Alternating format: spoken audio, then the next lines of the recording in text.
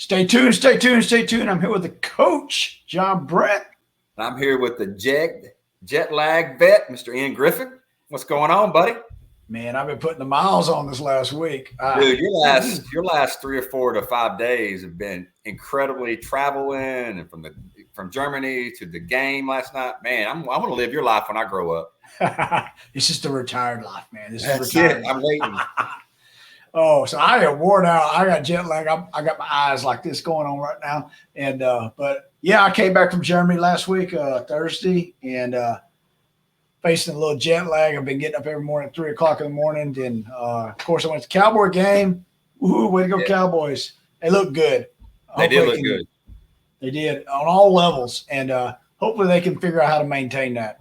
I think two of the big stars last night for me on offense. There's no doubt Dak Prescott for the first 3 games. He played some of the best 3 games he's ever played. But on defense last night, Diggs said, "I don't care if you from Alabama. I don't care where you from, baby. You are not coming over here." I love Diggs. So I will say this about their defense, and for the last 4 years, everything's been dependent on 2 guys in the Cowboys in the future, which is Dak and Zeke. Right. And now we finally found some guys on defense that we can hang our hat on and go, that Parsons and Diggs and that interior defensive lineman that I can't say his name, starts with an O, that's a 3rd-round pick. Right. We found some future stars, budding guys there that's got a lot of potential that we can go, we got some cool guys on defense now, finally. Yeah, so they're fun to watch. I'm enjoying watching. The good part about it is because we do have that young team. I know this is not about the Dallas Cowboys, but we have this kind of I hate to say it because people are going to jump on my butt, but we got this easy 8 or 9 game stretch early in the season. It's going to get everybody to kind of roll and get used to the NFL before, really the second half of the season, getting ready for a playoff push comes. But I'm telling you, man, Parsons and Diggs and Wilson and Lamb. Baby, we got that's some tough stuff right there to deal with. And when you got Dak playing like, I'm going to say it, a 3-game MVP candidate, then that makes a big difference, man. And you know what? The way they're playing with Zeke and they're playing the other back, oh my gosh, I think it's great late in the season. They're going to be both going to have something left in the tank. Yeah, and they're finding people who's been missing that other people have stood up. And, previously, when we have people missing, we just lose the damn game and call it a day, Exactly. And these are, you're right, the schedule's supposed to be easier right now, but we have to win those. Right, but I'm going to give you one complaint because I always got to complain about my Cowboys, but guess what? It's not going to be about a player. The clock management, man, the last couple of weeks has been terrible, and they still won. So you know what? That lets you know that there's a little bit of fight in this team because no matter how bad some of those calls were, they could have been further down ahead going into halftime. They still overcame it. Great team. Well, so that brings up a great point, and we got to get into the podcast here. But the great point is I'm just curious. This life in Green Bay is not scrutinized nowhere near as it is in Dallas. And would some of those quarterbacks have ever even made it in Dallas because of the scrutiny that we have in there? Remember, Don Meredith was not a bad quarterback. Yeah, but he retired because he hated the scrutiny. Yeah, but he was, you know what? And you're right. And, Mike McCarthy's got to play a little bit better clock management with this team down here. Or I'm telling you what, Dale Hansen and Channel 8 News and Stephen A. Smith, now they're going to jump right on that butt. Well, Stephen A. Smith can come sit right next to me as long as we're winning so I can freaking your arm around piss in his Wheaties. Yeah, I'll put my arm around him. I'll even loan him a cowboy hat and say, giddy up. I guarantee you're a Skip Bayless fan. Tell the truth. No, I don't like him either. After he dissed Troy, I didn't like him either. So, we're going to talk about where I came from a little bit. We're going to talk about Germany. First, we're going to start out, though. We're going to talk about how different their election is and our election is. And I think that's because, we like to do our politics. But I think that's good for the people to see. And through this podcast, I might read a little bit more than normal. You got to forgive me because it's got these long, Germany has these words that are like that long, just to describe a red wagon. So, first of all, Germany had their election Sunday. And And I got to explain this because, I'm married to a German. And she explained to me that they always do them on Sunday out of vacation season, which is in the summer for Germany, and out of any holiday. So it doesn't impose on the business. There's no excuse. And it only goes from 8 to 6 o'clock at night.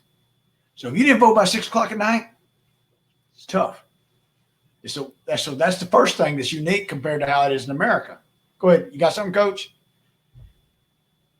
Yeah. Is there early ballots? Are there early voting? Are they mail-in? Did you find out any of that?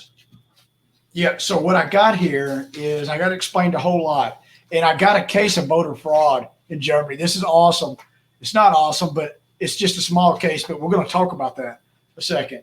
So one thing is there's no mass mail out ballots in Germany, like we have in California, some other places like Nevada had at one point, before the national election, the primary one, or in that little place that we have in Texas called Houston that the Supreme Court overruled those 2 million mass mail out ballots. You have to request a ballot to be mailed in order to receive one. Okay, so otherwise you get your voter registration card and you go downtown on Sunday like everybody else does and take care of business. So from my understanding, I could be wrong, and I'm happy if anybody knows more about this than I do. There's no shame in this here. I won't hurt my feelings. You can put it on here or let us know later and we'll be good with that. But from my understanding, they go to the federal buildings and they can go to the churches and they can do their voting there. Those are the polling places. So I might be wrong on that, but I don't think I am. So you get your voter registration card, you go downtown and you vote. Okay, so that's the first thing. The other thing is I will throw this scenario out there. Is my wife's family? She has a brother that's older than her, but he has the mental capacity of 6 years old. Okay, that's the deal. So he can vote though, even though he has this mental disability, he gets to vote, but he has to vote with his guardian, and the guardian signs off on it because he can't read. So he got his voter's registration card in, and he got it in, and he went downtown without his guardian, and they talked to him, and he goes, well, my family's always voted this one party here. And they go, well, that party's right here. This is where you would vote. And they let him vote without the guardian doing it. So that's the case of voter fraud I got, which it's not a mass case, but it's, as we know, individual circumstances lead to voter fraud. It's not a mass organized one. Somebody trying to do some help didn't hurt him, but they could have pointed to the wrong party, the party they liked. Well, if I remember correctly, because we do have a disabled son here now, he's 24 years old. He cannot register to vote because he's disabled here in America. Yeah. And I very much understand that and kind of support that, because to be honest with you, if we have 4 kids in our family and let's say 2 of them vote Republican and 2 vote Democrat because that's their personal ideology, that's fine. That's what they're supposed to do. They're 18 years old and they're legal. But if you have a disabled child, that's pretty much just a second vote for me. Yep. So I want to cover that. Germany allows disabled and people in prison to vote. Okay. But my wife explained to me, and she couldn't name the country. She didn't know it off the top of her head, but there's a smaller country, and I mean by smaller, by population wise small. Okay. There's a smaller country that has experimented with this electronic voting that, let's just say you and Linda are married and you vote, but you can vote up to 7 times and only the last one counts. In case you're at the house and you're influencing Linda to go, you vote this, you vote this, you vote this. The last one's the only one that counts. And you're like, that's some crazy crap. I mean, just crazy. But that's another country. So one of the things in America, we vote. When we vote for a federal election, we vote, and it's normally the top tier of the ballots, the presidential portion. Well, the chancellor is the big fish in the German culture. They do have a president, but the big person, Angela Merkel, and before that, Gerhard Schroeder, they were the chancellors.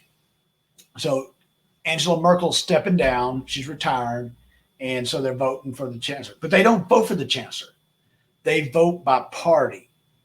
And then after they vote the party comes together. If it has the majority, over 50%, then they get to pick the chancellor through the party. if they don't have the majority, they have to sell their soul to the devil and get along with somebody else to form a coalition to garner the 50%. And then depending on the drug deal they do within that, that will determine how the chancellorship will work out. So I will explain what happened in Germany on Sunday. Oh, and I got to say this. So voting ended at 1800 hours at 6 o'clock on Sunday. Right after that, there's 6 major parties. There's more than that, but there's 6 major parties. All those party leaders sat down with a commentator. Actually, not a commentator. It would be called like a proffer, somebody a moderator. And what they did was they sit down on the future of Germany and they discussed it. And they did not know what the tally was yet of the vote. And they discussed it. And what my wife explained, they didn't get political one bit between parties because she explained that line was cut at 1800 hours. They did all that before. That was the election process. Now it's about what was best for Germany. So she said it was all civil. Where in our country, when we have elections, as soon as elections are with, the bitter people are already grooming for the next election. Oh, yeah. Where here, they were going, okay, John Brent, we can do this. And, we probably should do this. But it was not adversarial like. It was just cordial.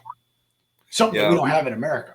No, not at all. And it's quite concerning, but it's also become the norm lately that, up until the election, there's going to be mudslinging, pretty much no matter what election you have. But once it's over with and you got 4 years and you've got the country's supposed to be the reason that you're running is for the betterment of the country. And once that election is over, I mean, I remember a time when, there was, civility in when if Reagan won, then they were going to shake hands and say, what's better? And he would even say, we need to bring the Democrats with us along this way.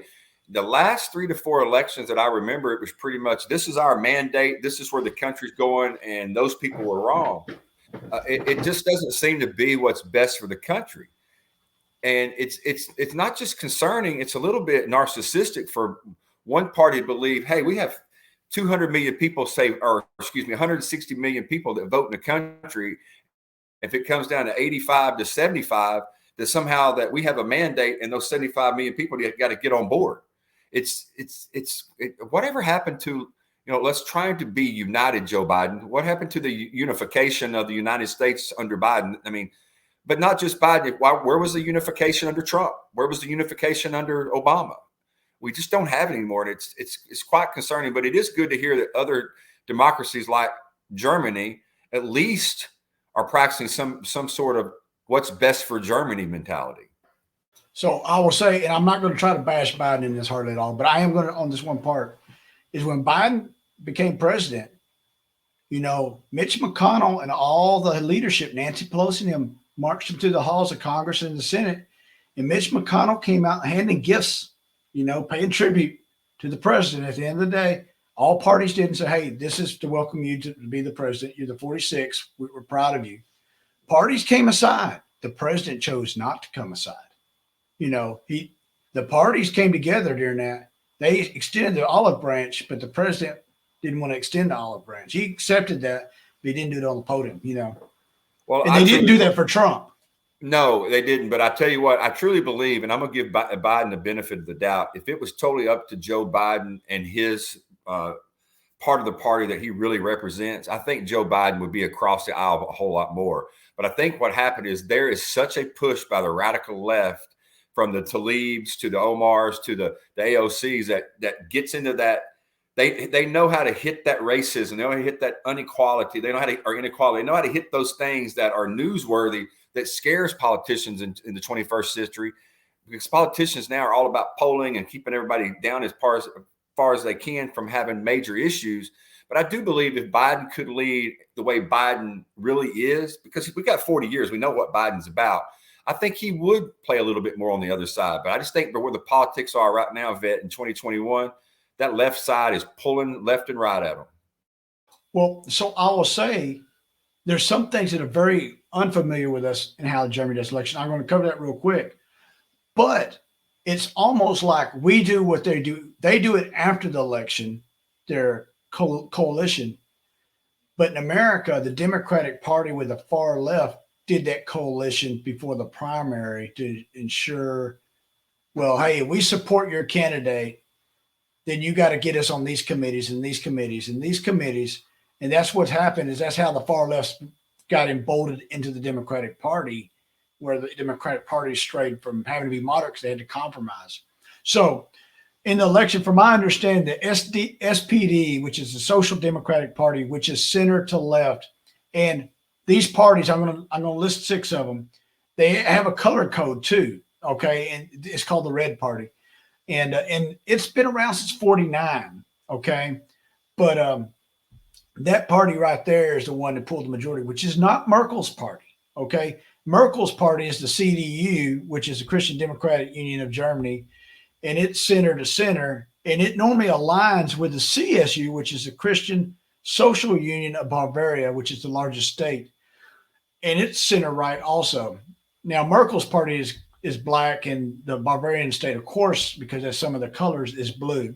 And then you have the Green Alliance and the Green Alliance 90, which is center left. Then you have the FDP, which is the Free Democratic Party, which is yellow, and it's center right. And then you had the AFD, which is Alternative for Germany, which is the far right, and it's light blue. And then you have a word I don't know how to say, Die Linke, which is left and far left. And then you have other parties. So the SPD only pulled 25.7%. It's the first time any party's pulled less than 30% in many years. But it has the majority of the non-50%. So it's going to have to make a coalition with they predict that they have a lot in common with the Green Party, that it'll make a coalition with that. And then they'll have to make a coalition with it doesn't have so much in common with probably another party. They think it could take a week, it could take a month, it could take a day, it could take 2 months for them to build this coalition. But in that, what will happen out of it is that they'll have so many House seats based off the strength of their party, and then they will line up by doing it. They will line up going, okay, you get to have the Ministry of Defense if you come in and be our coalition. And what do you want? We're not going to do that, but we will agree to green energy, or this, or maybe get rid of the nuclear energy to 50% or something like that. So they'll do all that deliberation prior to the coalition is made. And once the coalition is made, they all know the agenda together and they go after it. So it's kind of unique in a lot of ways. Well, it's intriguing, actually, the way that, you have a system of considered to be a democracy that runs with 6 major parties, and like we have 2 here. I always have wondered what would happen if we did have like 4 strong parties, and what would the people be represented better across the board, or would there become these coalitions of lobbyists and coalitions of 2 parties saying we have to beat this crazy party? It's always made me think that way. Also, what are some of the very simple things, like here when you run for president, it's for a 4-year term. Is it a normal 4-year term there? And Congress, it's a 6. How does that work? So I didn't get into all that, and I apologize on that. I didn't even think to look down that lane there. I'm not sure on the chancellorship. I think it's 4 years, but I could be wrong on that. I know that they have a length of time. I was under the belief that this had to be Chancellor Merkel's last term, but it was not. I think she was able to have one more term. That would be my next question, and maybe we need to ask Ditka, even after this is over, just to clarify. But I know here we're a 2-term, presidency, and that's it. That's only been around. People don't know that hadn't been around from the beginning. That was something that was put in, 100 years after the beginning of the country. Washington set the standard, but it really wasn't law at that time. But we were terrified of having a kingship again, so I was wondering, with Germany being the way that it is after Hitler, I hate to bring that up, but would that be something that they set that you can only look, so long? Well, so Chancellor Merkel's been there 12 years, so I believe it's 16 years. And I will say, like Gerhard Schroeder, who was before her, when he won the last time, he didn't win strongly enough. So what my wife told me, and this is just what she told me, that he was going to have to make a deal with the devil. And I said, what does that mean? She says, well, he's going to have a party that's close to him that he'll be able to align with. But she goes, he may have to make a deal with the neo-Nazi party or some crappy party like that. And they're not named neo-Nazi or something like that, but the far right, which let me give some numbers here on these parties. SPD pulled 25.7%. The CDU and the CSU combined, which one of them was Merkel's, pulled 18.9%. And previously it pulled 30 something. The Green Party pulled 14.8. The FDP, the Free Democratic Party, which is center right, pulled 11.5. The AFD, which is far right, pulled 4.9. And there was a bunch of outliner parties. So the one that got the majority, the 25.7, the SPD, you said? Yep, the SPD. What type of political party would that be considered? Is that far left, center left, moderate left? It's center left. Center left. So today it would kind of be like in America, it would be more like the let me put somebody out there. Maybe like Joe Biden would have been, as a senator. Yeah, probably Joe Biden and maybe not so much. No, I would say not so much Manchin or Sinema, but just a little bit left of a little bit away from that, to be honest. Okay. And maybe Duckworth. Gotcha. Okay, somebody like that. It wouldn't be Elizabeth Warren. She would be far left. They're not going, totally leftist or, total, what I call psycho left, like AOC and all that. But they're heading that way if we're not careful. But one thing I'll say about on this election, I think it's good to study this from another country's perspective. Not that we have to follow their stuff, but it lets us understand and appreciate what we do have and what we don't have. Maybe there's some good foundation work to be put into. Maybe you do all your bickering and bartering early, and then you work to do better things later, And I would love, and I haven't ever done it, I would love to study the British Parliament after seeing them testify about Afghanistan, just to see their procedures, how they do things, because they treat their elected officials a lot better than we do. I mean, we treat I'm the worst one. I treat them like toilet paper because we elected them and they got into that, so that's just me, so. Anyway. Well, I do know this, that it's very interesting. If you ever turn on the British Commons or whatever at night and watch those guys bicker back and forth, it's comical, but, and they don't take it really personal, but they do get a little bit excited. I guess that's the best word to say. But one of the things that I've always wondered is, we use the words here very strong, especially in history. And if you teach history like I do, and plus you studied history, that's what your major was, communism and socialism. And then we have these new words that people call democratic socialism. And I believe you used the word earlier for this party. It's the socialist, what was it called? Social Democratic Party of Germany. So and then is the word socialist and socialism, does it really mean what Karl Marx and Engels really meant for it to mean then? Or have they slid like a sleight of hand into democracy so they get a little bit of both?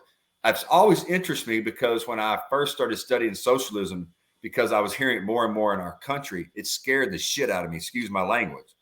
But once then I started understanding that some of these countries that have tried democratic socialism around the world in Europe, it's not really the whole socialism of 100 years ago. So, no, it's not. But the old saying is if you're a democratic country, nation, that you will lean toward socialism. And if you're a socialist country, you'll lean toward becoming a Democrat. I think Europe had their venture of being away from socialism, and now they've leaned into that more. And I think they're at the point they're kind of up to here with it. Merkel even said, hey, one of her parting shots was, and she doesn't do like point in your chest parting shots. She's not that type of person. She has her sidekicks that does that for her. But one of her parting shots was be careful of how much appetite we want to have for socialism. And you know what? Statement. It is so true because if you look at if you actually look at the history of Sweden over the last 100 years, and I did some study on Sweden in the 1950s and 60s, man, they were rolling, and they got more and more socialist. And by the time that Pippi Longstocking came out, and the author that wrote that, she was actually getting taxed 105%. She actually was losing money. One of the Engelberg, I think his name was Engelberg or whatever, the director. It was a famous director from there. He actually had to leave the country to make a profit because they were taxing more than he was making. The auto industry pretty much collapsed because of it, because they were putting the workers in charge and the taxes got so high. So in the 70s, it pretty much collapsed. They brought back capitalistic thinking and capitalistic business again, and they kind of brought that whole democratic socialist thing, which means we're still going to call ourselves a little socialist, but we're going to come back to reality. Then they started swinging up again. So you do have to be real careful. Yeah, I think Merkel. Some will take it as a punch in the chest, but I think she's espousing a lot of wisdom with that. To be quite frank, I think she understands what she's saying, and she's saying, "Hey, we probably need to steer away from that a little bit." And there's a lot of things that I mean, the healthcare over there, and we're going to cover that with the COVID here in just a second. They do have state TV over there, and then they have other TV. And then one thing I will say with the state TV is, you want to see news? It'll show you the news. It'll show you the real shit. I mean, it'll show you exactly what happened with the airstrike that we did, the drone strike, and where it happened at in Afghanistan, and on ground coverage talking to the people that it affected. Well, we won't show that here because that doesn't follow our party, and that makes us look bad. There, they don't give a crap. They show it how it is because that's the state news, and you should be able to trust the state news. Now, we all know that can be a two-edged sword because we saw how Russia used state news. Oh my gosh, yeah.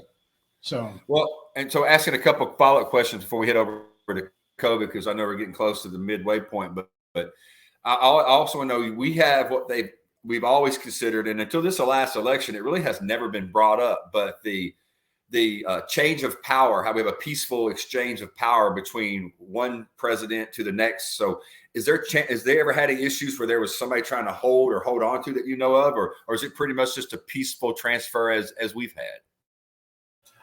What I understand, not since the night of the Long Knives, or Kristallnacht, or however you say it, and those that have it, if you're German, forgive me, I butchered it up because there's two different nights, and I didn't know this. The wife clarified it for me.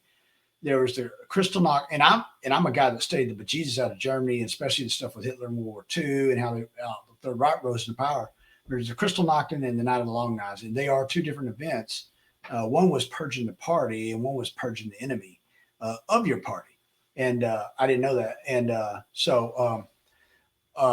but not since that time there with Hitler have I been aware of it over there. So, and the Germans are pretty peaceful compared to what they used to be, because that's a part of history they don't appreciate. It's 85, 90 years ago.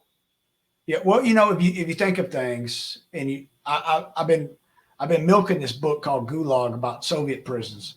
Every society has had their black eye. We had ours in slavery, and kind of ironic, people don't realize this, is Germany and Russia had theirs in the 40s and 30s. And we had our black eye 150 years, ago, or however long ago it was. And for a nation as young as we were, we got ours out and done with.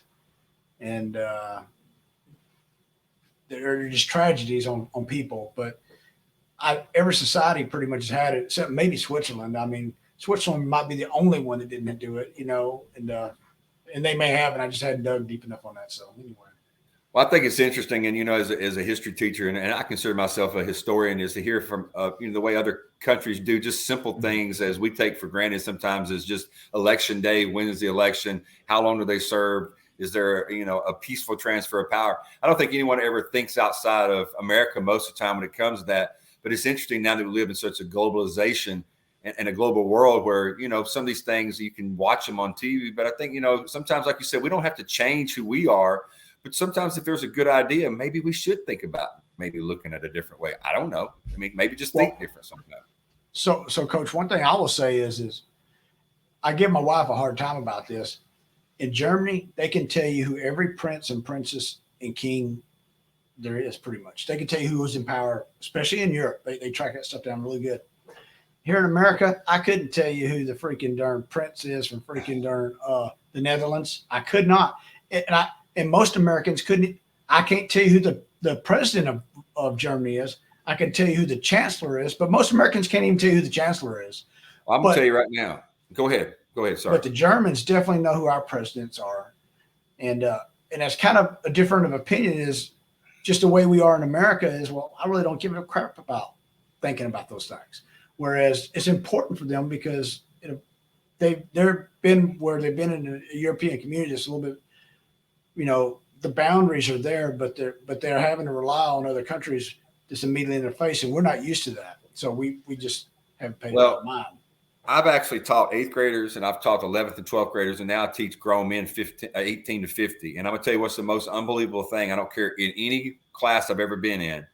There's normally not one out of 100 people that I come in contact with that I say, hey, tell me who the first 5 United States presidents are and tell me who the last 5 presidents are. And I'm telling you right now, it's almost a 100%. They can't do it. Yeah. And a lot of them don't even get George Washington being the first. Like they haven't heard that by the age of 15 or 18, and some of them are 30-year-old men. So that's scary. People say, well, it's, history's not taught the way it should be taught. You know what? I don't believe that. I believe that history's taught the way that your teacher teaches it or the way the state tells you to teach it. But those simple foundation things are taught in every classroom. And your ideology shouldn't be in the classroom anyway. But the foundation of the Declaration of Independence and the American Revolution all the way through the civil rights and into World War II, that gets taught. I mean, it's just people don't listen or they don't care. So I will say this is I think majority of our society does not place an importance on history in America. 1. And then 2, we discussed this with the critical race theory stuff. Now, about, and we're definitely going far away from what we're trying to talk about tonight. But with the critical race theory, they say, well, somebody got his family got brutally murdered and he was black and he got brutally murdered. And I never studied about this. Well, because if you understand how history is taught in America, you won't hear every single incident. You will hear incidences that bring commonality to things, and then that kind of checks the block for each style of thing. They're like, okay, we covered unions, now we need to move on. We covered slavery, now we need to move on. Because here in Texas, as you and I both know, Texas history is ingrained into us. But I can go to some kids that's grown up in Texas and gone to public schools the whole time, and it's not the school's fault. If they didn't place a serious emphasis while they were in class in there, is they can't even tell you 5 cents about the Alamo or San Jacinto Monument. I mean, and if you can't talk those 2 things, you don't know Texas history. Yeah. So I didn't mean to get us off on that, so I think it's time to head over to COVID. Yeah, so of course I was over 10 days, and COVID is some things are different, some things are very similar. So I got some pictures I got to put up about COVID too, okay? And so first thing I'm going to start out with is in Germany, they have this, there's 16 states in Germany.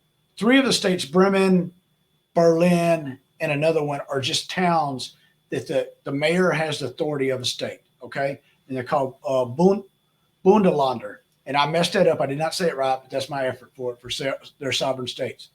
So those 3 mayors and those states, those other 13 states, have the authority to make the decision in their area. Okay. So if they want to increase the mask mandate because so many people per 100,000 have this, they want to increase this, they can do that. They have the authority to do that. So it's kind of like America in a lot of ways on that part. But there's a commonality. They have a thing that's called the 3G. So I'm going to put my 3 fingers up like American, and now I'm going to put my 3 fingers up like a German. Here we go. That's how German did it, 3, like so. Anyway, so 3G. And what that is GIMP, which I screwed that up, Getesta, and Gested. And which it means you can either be immunized, you have immunization, or you can be tested, or you can be recovered. But you have to have one of those 3 to go out in public. Okay. Now,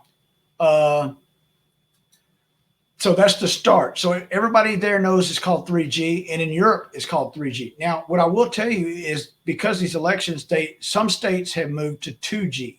Okay, and I'll go in a little bit more detail about that. Now, that's the first thing.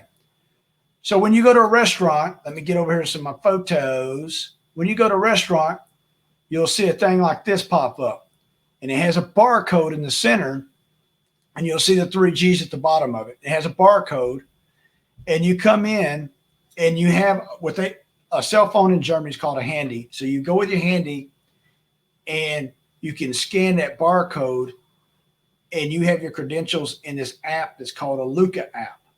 And that Luca app's accepted through all Europe. Now, let me tell you about this here is, the old yellow shot records that we used to have? I mean, the military used to have them. I don't know. So you have the old yellow shot records, but the only person that can put a stamp on there comes from a doctor or pharmacy. So if you're immunized, they will put that stamp on there. If you recovered, they will annotate that on there. and they would give you a PDF that you scan to the Luca app. So what's unique is you go to a restaurant, and let me show you this next picture right here. There's the barcode, and you just go to the restaurant and you click on the barcode with your Luca app. They don't ask you no more questions. They don't know nothing about you. They just know that you're compliant, and they move on. They don't know how you're compliant. I know that the restaurant don't care. They just know you are compliant. Does that make sense? It definitely makes sense. I actually don't think that's a bad idea, because it's So- kind of like you don't get in your personal, but you're good. Yes. They take the people that you're dealing with out of your personal business. It's between you, the app, and your pharmacy and your doctor. Okay. So then, but if you're an older couple or like us, you don't have a Luca app, you sit at the table, then you have to fill out one of these forms. That's one of them. And I'll show you another one. This one here. And then you have to give on this form, you give your name of who all's attended, and it gives the address of where you're from and the date and time. So what that does is on the barcode, when it scans, it puts the date and time that you were at the restaurant. Okay. And we're only talking restaurants right now. So it puts the date and time. So if there is an outbreak, then they can do contact tracing, because they can go up and ping your Luca app and go, he was here at this time and he had these guests with him. Boom. So now I'm gonna look at this as two different things. Number one, that's Yep. a whole lot in your business for Americans, because most Americans think, man, I'm free. I can do what I want to. You can't tell me what to do. I'm Billy Bob. But I was listening to the POTUS station on Sirius XM, and a gentleman that owns a restaurant in New York City had called in and said what they were having to go through as a small business was actually going to probably put them out of business, because what New York City has done is this, is when you come into the restaurant, they ask you for your vaccine card. They had to hire a specific person to be there to take your card information, write all the information down on a form that the city gives. And another person then writes down the information and keeps it for the employees that work there in and out. So it's two different people they're having to hire, and already restaurants are struggling to even stay open. At any point in time, there are 16 agencies in New York State, and some in New York City that can come in at any time and say, let me see your stuff. They said the problem they were having, Bet, was on any given day, usually 2 to 4 of these different agencies were coming in at different times of day, not coordinating anything. And they were having to stop people from coming in and out and show them all those forms and everything. This is going to be a logistics nightmare for businesses, and it's going to be a privacy issue in America if that's what happens here. And I know it's already happening in larger cities, but could you imagine people trying to pull this off in Pittsburgh, Texas, or Longview, Texas, or Tyler, Texas, in Deep East Texas? What do you think? What do you think is going to go on with this? So one thing I'll say is, first of all, on the Germany side, it was federally done. Okay. So you don't have the Luca app and the 3G were federally done. So you have a commonality on that. And one of the things about Germany, I will say, is you have either the people that are all for the vaccine, you have the anti-vaxxers that are against it. And they say that, hey, you're coming back to the Nazi days. They actually say that stuff, So they have the same complaints we do. They're just not as vocal on the news agencies with it. Okay. And their president and chancellor isn't dividing everybody. They're unifying everybody in regards to it. So it's not as confrontational. It's just, it is what it is. I'm going to get into that in a second, though. They're doing some of the similar things that we're trying to do here. But what I do like about this, is you took everybody out of your business except for the government, which there's some people I hang out with that don't even want the government in our business, which I understand that.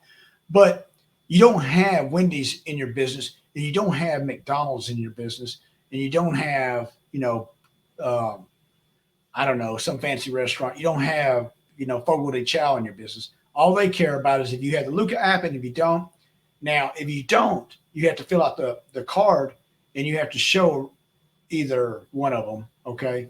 And like for us, they kind of looked at us. The American CDC card does not have a barcode or stamp on it, where all German ones, they do. There's a barcode on there. So it's just like, okay, bam, it's done, and they don't get involved in it. It's just kind of a thing that they have to do. So that's the first part of it. So each state can curtail that a little bit by the cases per 100,000. Now they're going to move to the 2G and open up for restaurants, movie theaters, and all indoor facilities. And they're taking out the testing, and it's either you're immunized or you're recovered. So what they're going to do with that is, and if you don't, you have to show an immunization card with a picture ID or a letter from a doctor for proof of recovery. But that's for indoor events. And what they're doing is, if you don't have that, you're going to start seeing limitations on what you can do. Okay. So they're making it where the negative test is no longer acceptable because they're trying to push everybody to get vaccinated. And right now, the testing is free. I had to do the test to get it back into America. They gave me the Snell test, which is, I would think that means slow test, but that means fast test. And they just barely touched my nose. And I was like, wow, 10 minutes I had this thing, and then actually, I might even have, let me see if I got a picture of it. No, yeah, that's the picture. No, that's not. That's the 3G. I didn't put it on here. I apologize. But I had a picture of it, and it didn't have the barcode. But so there's city and private run testing centers right now. But come October 11th, you have to pay for the test. Come October 12th. And so that's to get you to go to be pushed to the vaccination. And so I'll give you an example. If you have a gym membership, it's €15 a month. Well, you have to pay for the test. It's the gym membership's €18 a month.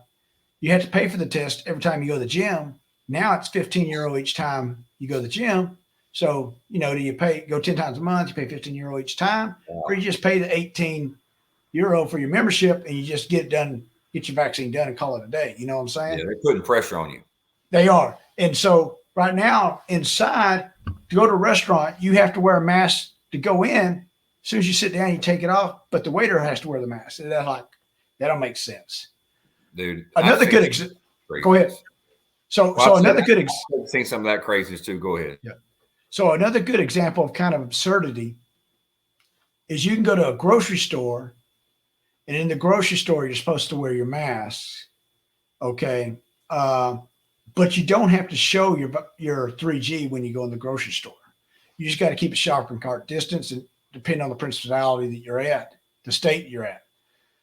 But if you're a vendor to the grocery store that has maybe tobacco products that you maintain there at the grocery store and you're checking in on it, they want to see your 3G stuff. And I know some of them over are like, why? All these people just went in. I don't have to show that. They didn't show that. You're infringing on my rights. It's kind of the same thing as in America on that right there. So they're proposing a law if you're not vaccinated and if you get corona and you get quarantined, the employer doesn't have to pay you. That they're proposing a law of that. They're trying to make sure everybody's vaccinated. But understand in the German healthcare system, you get vacation days and then you get sick days.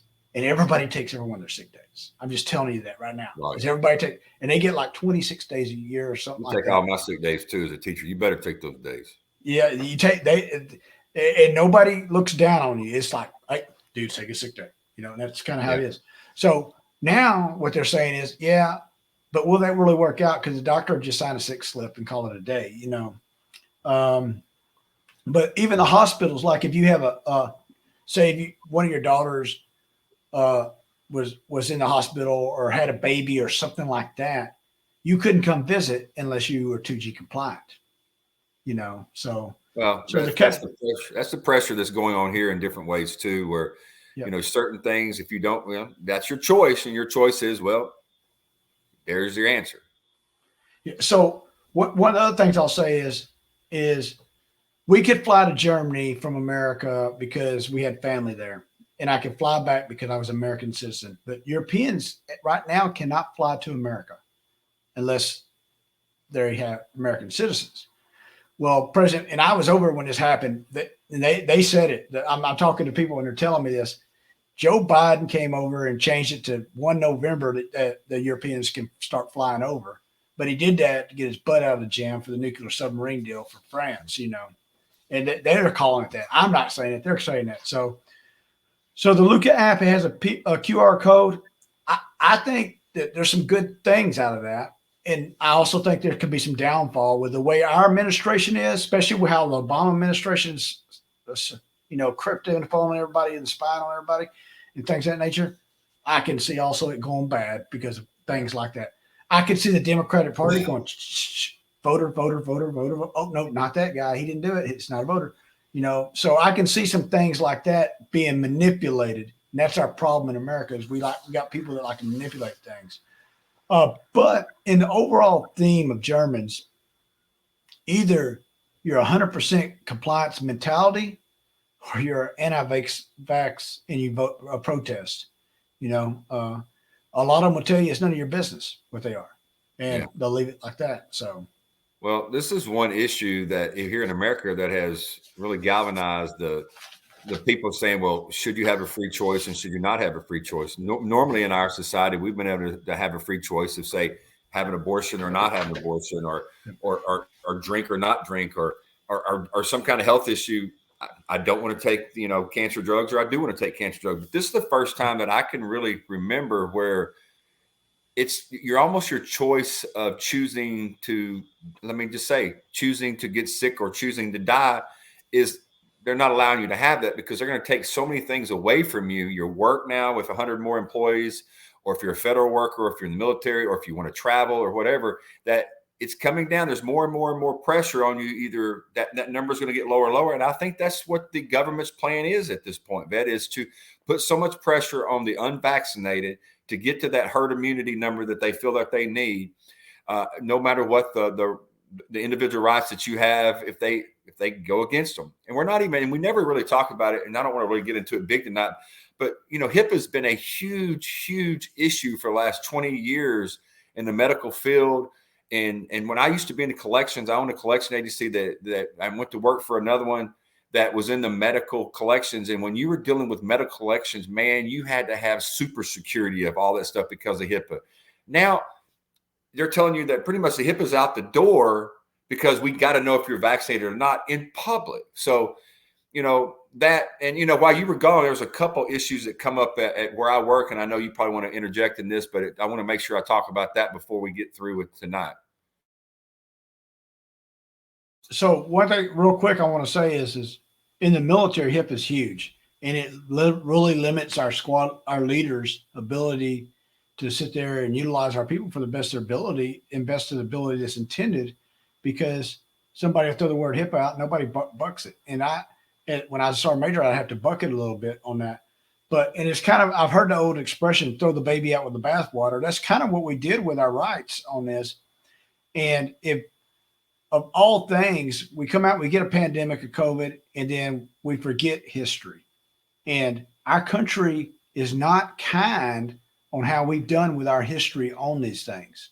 We do not have a good track record on that. So now all of a sudden, because your party's in charge or whatever it is, I'm supposed to say, oh, we're going to just do it perfectly now. Because we've never done anything perfectly from the government standpoint. I mean, what have we done perfectly? Maybe got a man on the moon, but really from a government standpoint, we have not done anything perfectly when it comes to a mass amount of people. Naming one program that we have done really well that entails a mass amount of people in America. I cannot name one. No, I can name a few I can name a few that's decimated the family. I can name a few that's decimated the African-American community. I can name a few of those, but no, you're right. What can we name that the government has taken over and said, we're going to run this and we're going to run it better than the private sector, and it worked? We'll wait because there's not really a good answer for that.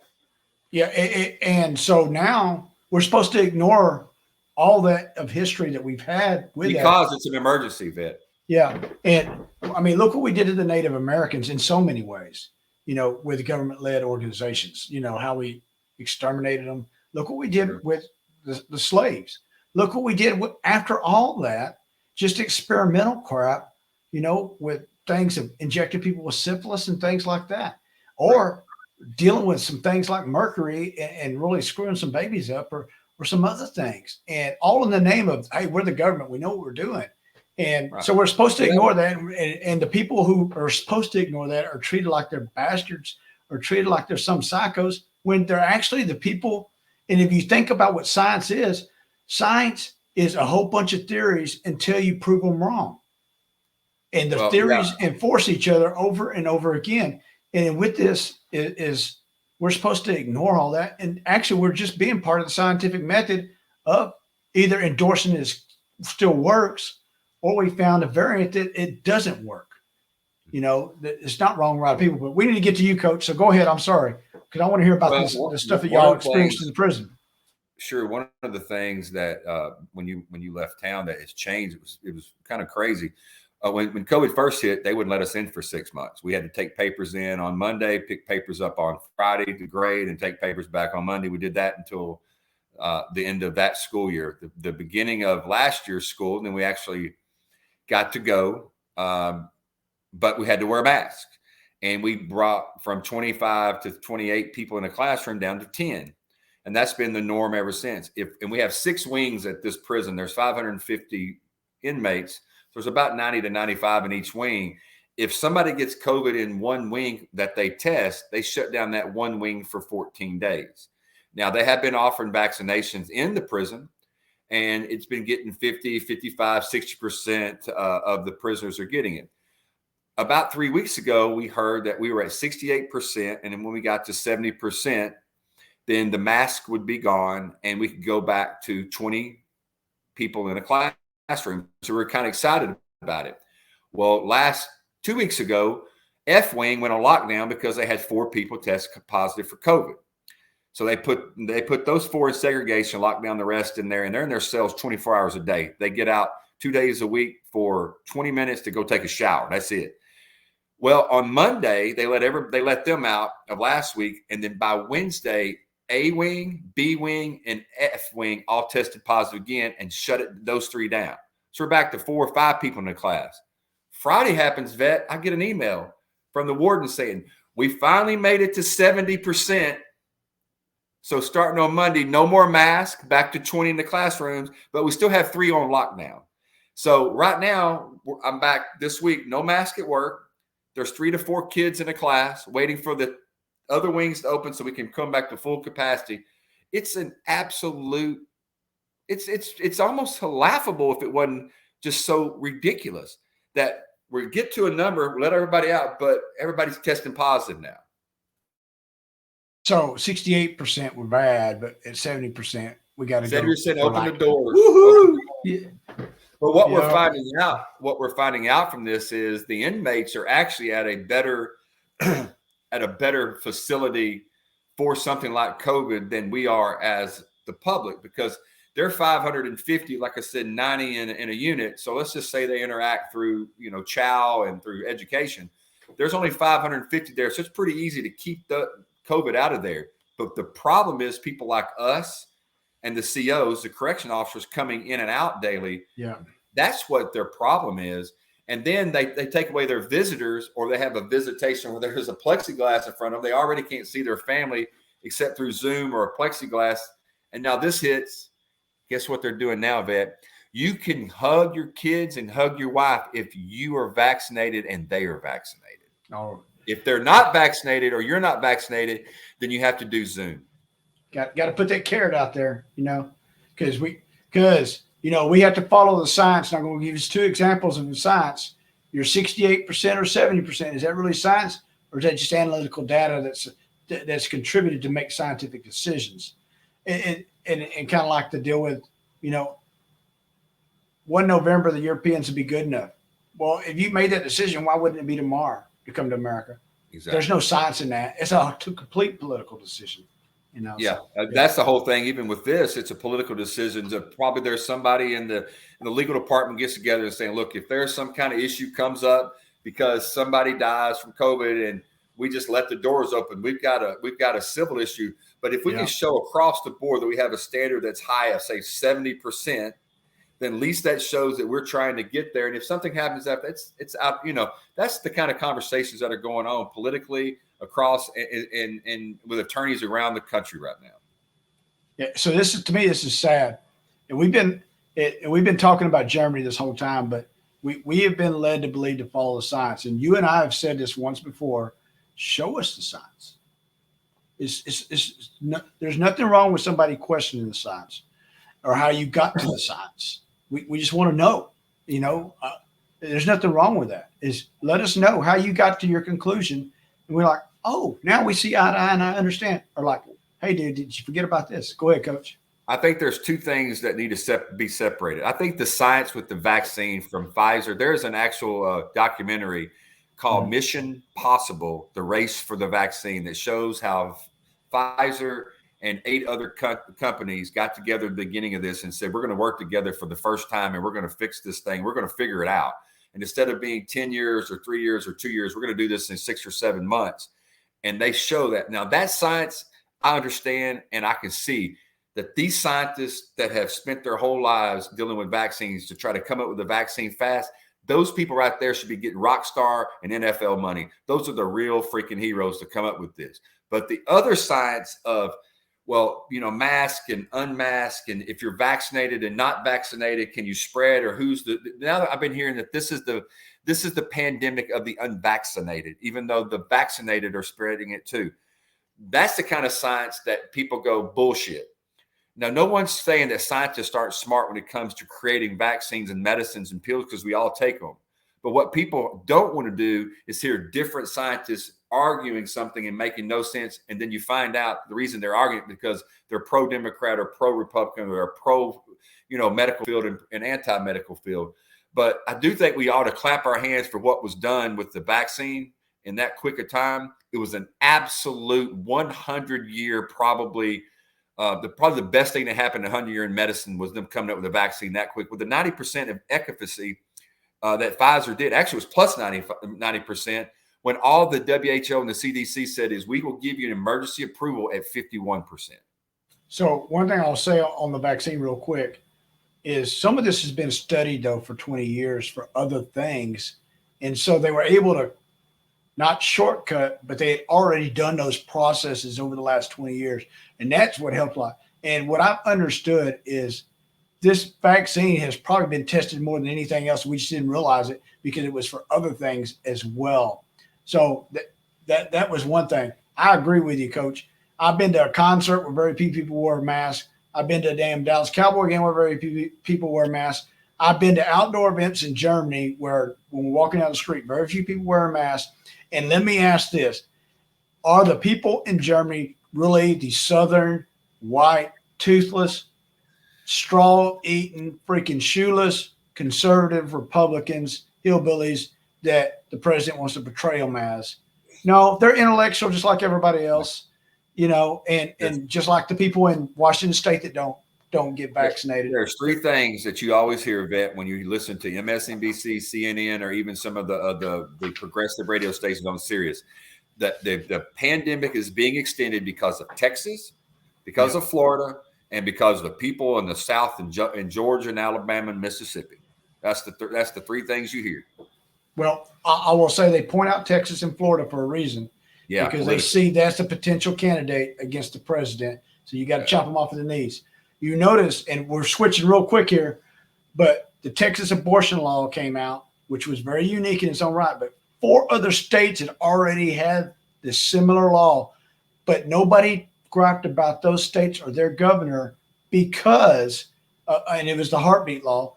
None of them griped about them because their governor didn't have the potential of becoming president one day. Oh, it wasn't exactly. And so because of that, we had to make it political because we got to hate Abbott because he's probably going to dust off freaking Biden if he runs against him. Anybody is, to be honest. So we got about 30 seconds left. Is that what we got? I want to say welcome back. I'm glad y'all made it over there. I'm glad that Vicky got to see her family. I know that she's been stressing over doing that for so long. Thank you so much for sending me the pics. It felt like I was in Germany the whole time because I kept getting the pics from the text. And I think I've about talked in Mrs. Bachman to get on the freaking plane to go to Europe. So thank you. Yes. She got to rub elbows with the wife a lot. Yes. They need to drink a lot of wine. Oh, there's a lot to be drunk there. So, so from the coach to the vet. Stay tuned.